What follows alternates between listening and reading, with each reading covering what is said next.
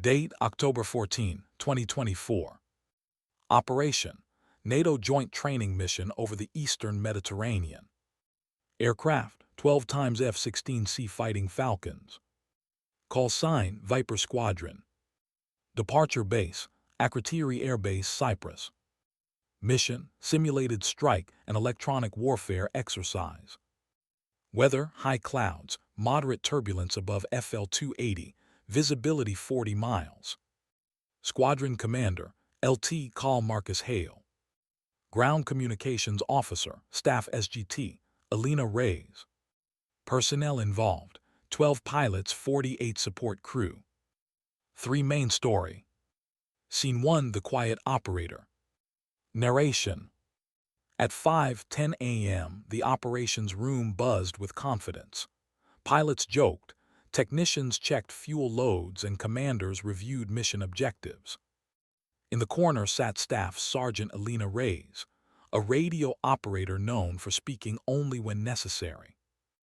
Most of the squadron barely knew her name. But Elena noticed something others missed: a tiny discrepancy in the exercise routing data. She frowned and kept listening. Pilot dialogue. Hale: Morning, Reyes, quiet day. Elena: Hopefully, sir. Suspense ending. As the pilots walked away, Elena looked back at the mission map one more time. One waypoint was blinking red. Scene 2: Launch. Narration: One by one, 12 F-16s roared down the runway. The Mediterranean glowed gold beneath them. Everything looked perfect. ATC dialogue. Akrotiri Tower, Viper Squadron cleared for takeoff. Hale: Viper rolling. Technical explanation. The squadron was flying a complex route involving simulated enemy radar zones and electronic jamming. Accuracy mattered. Very much. Suspense ending. At 20,000 feet, the formation disappeared into cloud. Scene 3: The Wrong Corridor. Narration: 40 minutes into the mission, Elena compared live tracking data with the original flight plan. Her blood ran cold.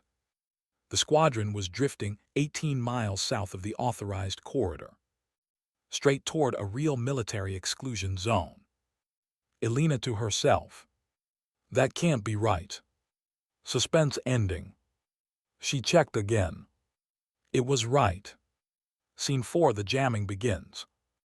Narration: Suddenly, Viper Squadron's radios filled with static. The exercise jamming had intensified. But this noise was different. Stronger. More aggressive. Pilot dialogue. Viper 3, lead: I'm getting heavy interference. Hale: Same here, stay tight. ATC dialogue. Control: Viper Squadron, confirm position. No response. Only static. Suspense ending. On radar, the formation kept moving deeper into the restricted zone. Scene 5: Fuel becomes a problem. Narration: The detour was longer than planned. Several aircraft were now approaching minimum fuel reserves. Pilot dialogue. Viper 7, lead: fuel state is dropping fast. Hale: Understood, we'll turn north in 2 minutes. But Hale still didn't know they were already in danger. Suspense ending. Then the warning tone sounded. Scene 6: Unknown radar lock. Narration: Inside multiple cockpits, radar warning receivers lit up. They were being tracked. By someone real. Pilot dialogue. Viper 5, lead: I've got a spike at 11 o'clock. Viper 2, same here. Hale's face hardened. Hale: This is no exercise. Technical explanation. A radar lock means another military system is actively tracking an aircraft, often as a precursor to interception or missile engagement. Suspense ending. And now 12 F-16s were locked simultaneously. Scene 7: The squadron realizes the truth. Narration: Controllers finally established a weak backup link. ATC dialogue. Control, Viper, you are inside a live defense corridor. Turn heading 340 immediately. Hale stared at his navigation display. He had been following corrupted waypoint data. Suspense ending. But turning now would take them directly through the strongest radar coverage. Scene 8, missiles reported. Narration. Then the call came. ATC dialogue. Control, Viper Squadron, multiple interceptor launches detected. Every cockpit went silent. For the first time that day, experienced fighter pilots looked genuinely afraid. Suspense ending. 12 aircraft, limited fuel, incoming threats. And no clear escape route. Scene 9, panic in the formation. Narration. Some pilots wanted to scatter. Others wanted to climb. One suggested diving to sea level. Confusion spread through the formation. Pilot dialogue. Viper 8, lead were boxed in. Viper 11, recommend split formation. Hale hesitated. And in combat aviation, hesitation can be fatal. Suspense ending. Then a new voice appeared on the frequency. Scene 10, the quiet voice. Narration. Calm. Clear. Almost whispering. Viper lead, this is Viper Echo. Hale frowned. Who the hell is Viper Echo? Back at base, controllers looked at Alina Reyes. She had patched herself directly into the emergency network. Suspense ending. And she was about to reveal something no one knew. Scene 11, the call sign. Narration. Alina took a breath. Before I became a radio operator, I flew F-16s. The room froze. Years earlier, a training accident had ended her flying career. Few people knew she had once been one of the squadron's top navigation specialists. Alina, your route data is corrupted. You're flying the decoy corridor. Suspense ending. Then she gave a heading. Scene 12, the impossible turn. Narration. Alina instructed the entire formation to descend and turn through a narrow gap between radar sectors. It was risky. Extremely risky. Pilot dialogue. Hale, that corridor is barely 6 miles wide. Alina, I know. I helped design the exercise. Technical explanation. By flying through a seam between overlapping radar zones, the squadron could briefly reduce detection exposure. Suspense ending. Hale had seconds to decide. Scene 13, trusting the unknown. Narration. Finally Hale spoke. All Vipers follow Viper Echo's heading. 12 F-16s rolled into a hard descending turn. Warning alarm screamed. Clouds swallowed the formation. Suspense ending. For 20 terrifying seconds, radar lost them completely. Scene 14, the missile pass. Narration. Then came the closest moment of the mission. 2 interceptor aircraft crossed behind the formation. One pilot later reported seeing missile smoke in the distance. Pilot dialogue. Viper 4, something just passed our 6. Viper 9, keep moving, don't climb. Suspense ending. Alina's voice remained perfectly calm. Scene 15, fuel critical. Narration. Several jets were now at emergency fuel levels. One engine briefly flamed out during a high-G maneuver. Pilot dialogue. Viper 7, lead, I'm bingo fuel. Hale, stay with us, 10 more miles. Suspense ending. 10 miles suddenly felt impossible. Scene 16, breaking free. Narration. Then Alina gave one final vector. Turn heading 312, now. The formation emerged from cloud. Radar warnings faded. One by one, the lock indicators disappeared. Pilot dialogue. Viper 2, Spike gone. Viper 5, Mine 2. Suspense ending. For the first time in 7 minutes, the squadron could breathe. Scene 17, Emergency recovery. Narration. Controllers cleared all aircraft for priority recovery. Fuel calculations showed some jets had less than 4 minutes remaining. ATC dialogue. Akrotiri Tower, Viper Squadron cleared direct, runway priority. Suspense ending. One aircraft declared fuel emergency. Scene 18 landing. Narration. One by one, the F-16s touched down. Brakes glowed. Engines wound down. Ground crews stared in disbelief. All 12 aircraft had returned. Suspense ending. But the real mystery was only beginning. Scene 19, the investigation. Narration.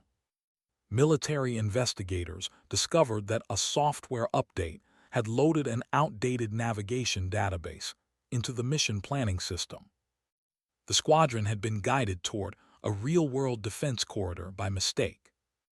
Had Alina not recognized the discrepancy, the formation could have been intercepted or forced to ditch at sea from fuel exhaustion.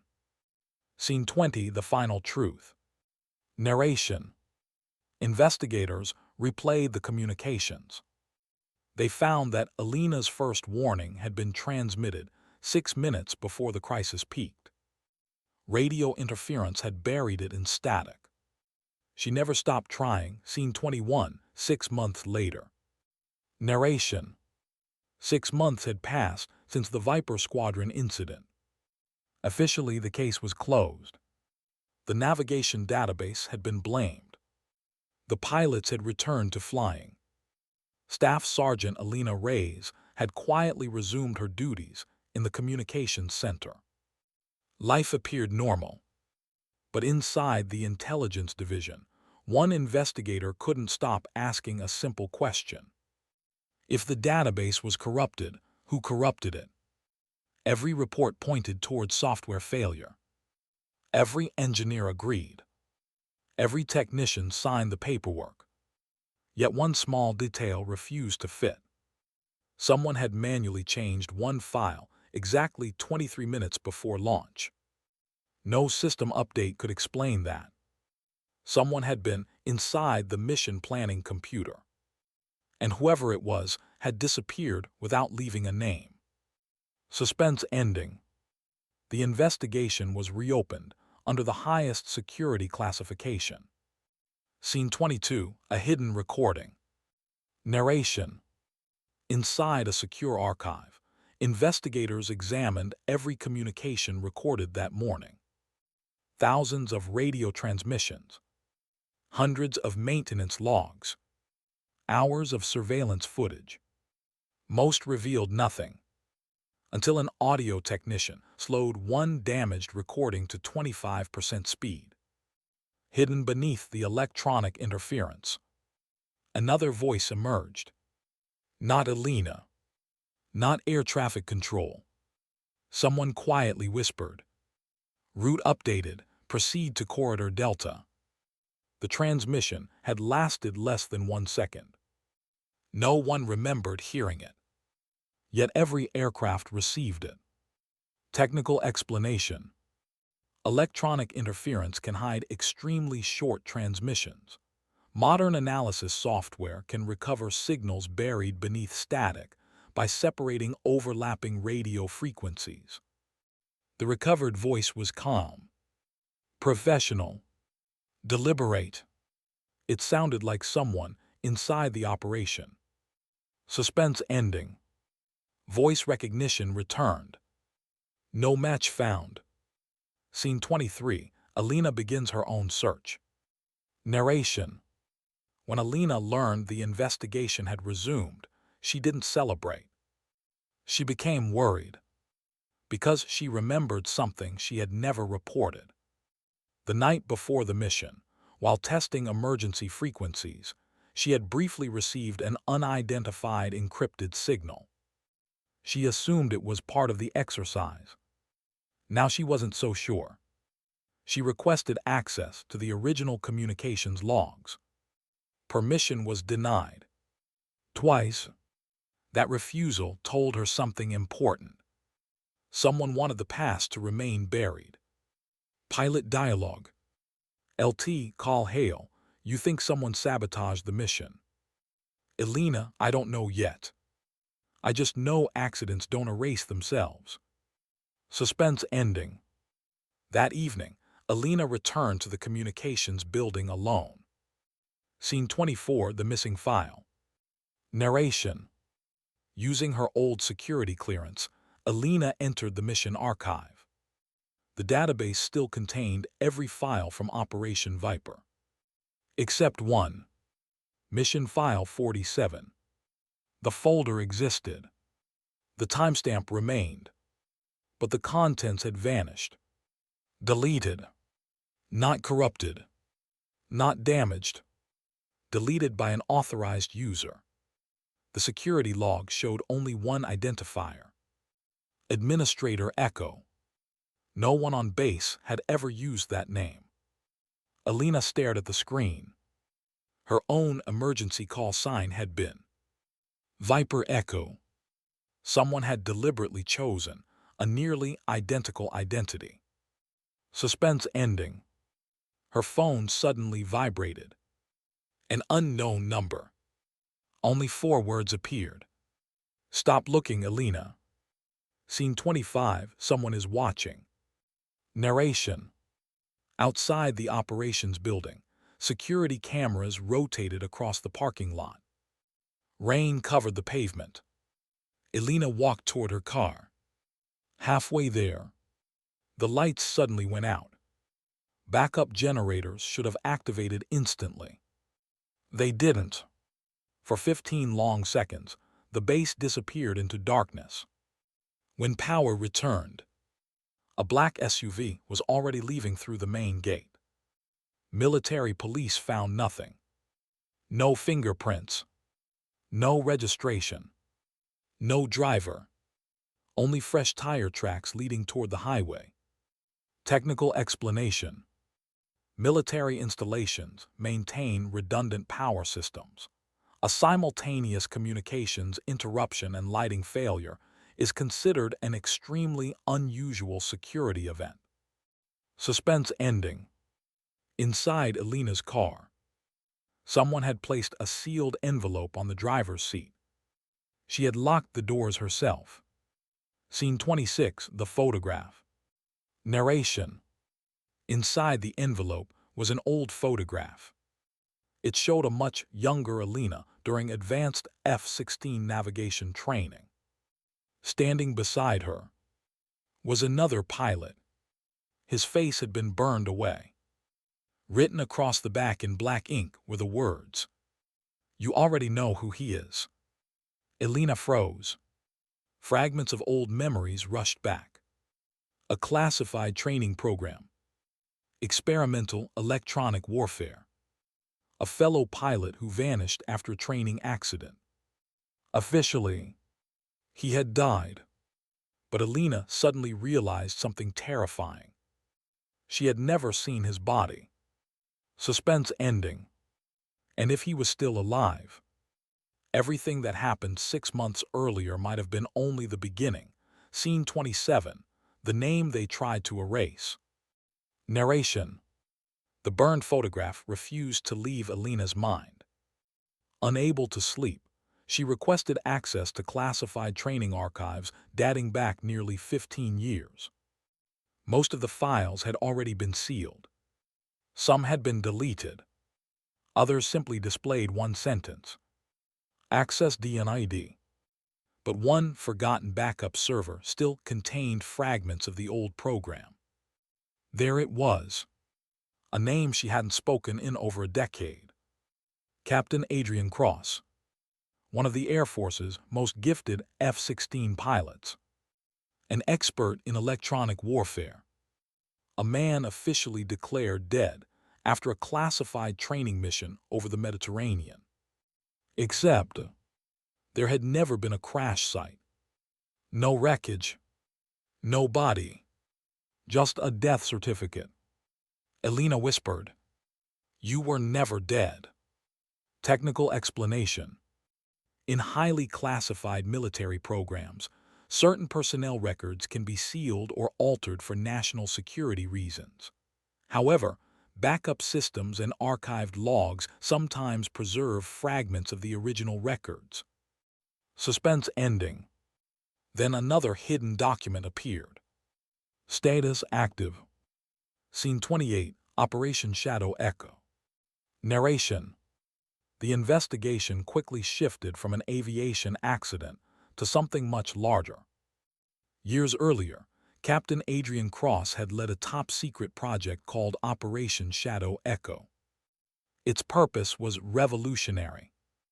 Instead of attacking enemy aircraft, the system attacked navigation itself. It could feed false coordinates into aircraft mission computers. Pilots would believe they were flying safely, while unknowingly entering hostile airspace. The technology was considered too dangerous. Officially, it was destroyed, but someone had secretly continued the project. The corrupted route that nearly doomed Viper Squadron wasn't random. It was a live test. Pilot dialogue. LT call hail. Someone used my squadron as an experiment. Intelligence officer. That's exactly what we're afraid of. Suspense ending. Then satellite surveillance located an abandoned radar station on a remote island. Someone was transmitting from inside. Scene 29, the final mission. Narration.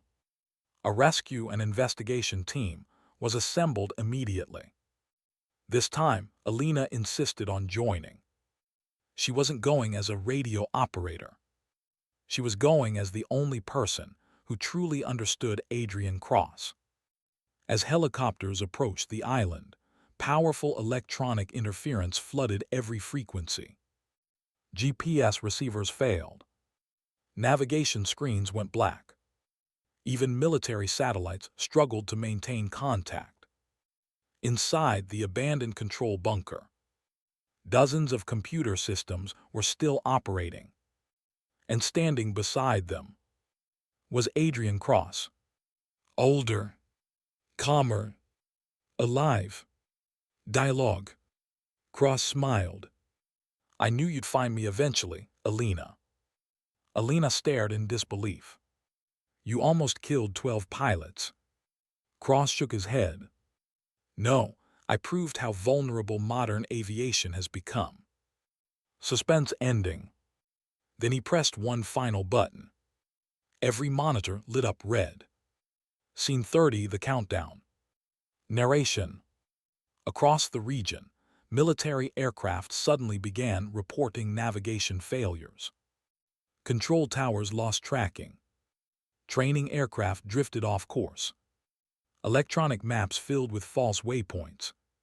Cross had activated the complete Shadow Echo network. If it remained online, hundreds of aircraft could lose reliable navigation within minutes. Chaos would spread across international airspace. Technical explanation. Modern military aircraft rely on multiple navigation sources. A sophisticated electronic attack cannot easily take complete control of an aircraft, but corrupted signals and deceptive data can create serious confusion if crews are not able to verify their navigation independently. Dialogue. Cross. Watch them question every instrument they trust. Elena quietly replied, pilots don't survive because of computers. They survive because they trust each other. Suspense ending. She reached toward the master transmitter. Scene 31, the last transmission. Narration. Cross tried to stop her. The two struggled across the control room. Outside, powerful winds shook the aging radar tower. Inside, warning alarms echoed through the bunker. Elena finally reached the emergency communications console. She switched to the International Military Emergency frequency. Her voice remained perfectly calm, exactly as it had 6 months earlier. Radio dialogue. Attention all aircraft. Ignore automated navigation. Switch to backup procedures. Verify position using independent navigation. Maintain visual separation where possible. This is Viper Echo. Trust your training. One by one. Pilots acknowledged. Aircraft stabilized. Controllers regained order. The growing crisis began to disappear. Suspense ending. Only one task remained. Destroy the transmitter forever. Scene 32, the final choice. Narration. The emergency shutdown required someone to remain inside the control room until the reactor powering the transmitters completely powered down. The countdown began. 5 minutes. Helicopters prepared for evacuation. Cross looked at Alina. For the first time in years, his confidence disappeared. Dialogue. Cross quietly said, "I only wanted the world to see the weakness." Alina answered, "Then help us protect it instead." Cross slowly nodded. He stepped toward the emergency controls. "Go. I'll finish this." Alina hesitated. Then the soldiers pulled her toward the helicopter. Seconds after takeoff, the radar station disappeared beneath a massive explosion as the transmitter and power systems were destroyed. Operation Shadow Echo ended forever. Scene 33, 1 year later. Narration. 1 year passed. The investigation became one of the most significant aviation security reviews in modern military history. Mission planning software around the world received stronger verification procedures. Electronic warfare training expanded dramatically. Pilots were taught never to rely on a single navigation source. And in recognition of her courage, Staff Sergeant Alina Ray received the nation's highest award for military service in communications. Not for firing a weapon, not for flying a fighter, but for saving an entire squadron through knowledge, calm thinking, and courage. Lt. Col Hale addressed a new class of fighter pilots. Behind him hung a simple photograph of Alina beside the words, "Technology can fail, training can save you, calm can save everyone." Final ending. The official report concluded that the lives of 12 fighter pilots were saved because one communications specialist recognized a navigation anomaly, remained calm under extraordinary pressure, and acted decisively. It also led to major improvements in mission planning, communication redundancy, and electronic warfare training. Every year, new pilots entering the squadron hear the story of Viper Echo. They are reminded that the most important voice on the radio is not always the loudest one. It may be the quiet professional who notices what everyone else misses. And somewhere in the squadron's operations building, Alina's original headset rests inside a glass display case. Beneath it is a single inscription. She didn't fly that day, but she brought everyone home. Fade to black. The end.